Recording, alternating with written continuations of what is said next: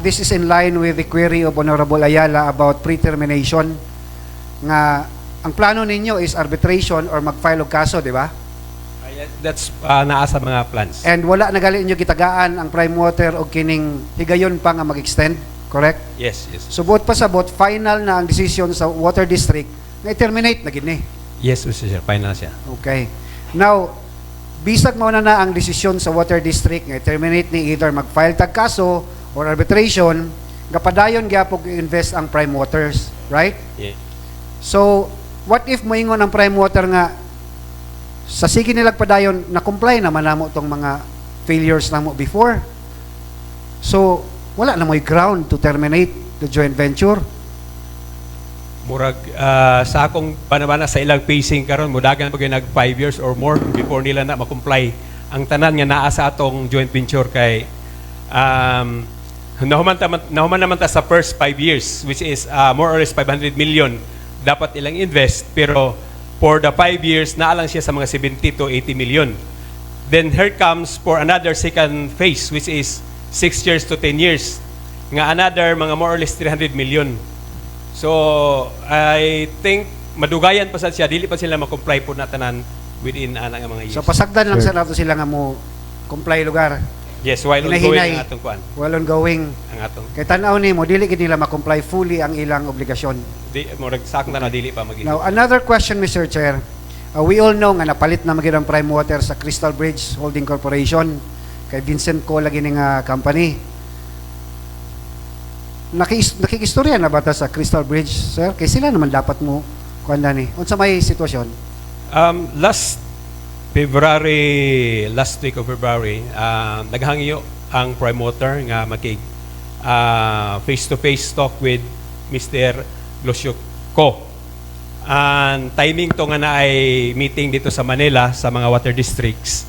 So, tulo ka board of directors, including me, nakig face-to-face mistorya dito sa bagong owner. So, siya, nagpasalig siya nga iyang i-fulfill ang katong unsa tong wala na buhat sa previous owner, which is that's another istorya raman to. Ang atong gipangita kung kuan gid sila the new owner kung kuan gid siya mo to nga atong ipa-download ang almost 700 million diri sa Malaybalay. Okay, sir, inani. Bag-on na magilang tagiya, di ba? Dili naman Prime Water. Kano mo agto pamanta sa Prime Water? Diretso na lang sa iya, ha? Yes, sa iya. Nakatalk ta sa iya. Oban sa tulo ka board of directors. Okay. Dayon, niingon siya nga i-comply niya ang katong wala na fulfill yes, sa Prime Water. Yes. And kano sa gato siya niingon na? Atong last week of February. Last week of February, March, April, May. Tulo ka bulan. Wala gyapon. Wala pagyapon. Mura ra gyapon Prime Water ba? Ang ako nahibalan kay katong pagkita namo sa iya, ongoing ang ilang arrangement to transfer the ownership. So, according sa Philippine Competition Commission, nakapile na sila dito dayon on the process pa sila ato nga mga time.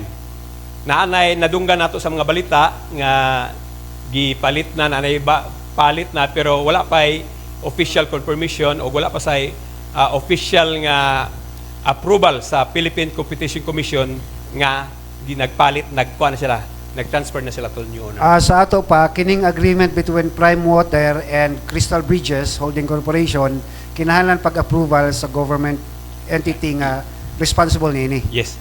And sa tanaw nimo wala pa na siya na-settle.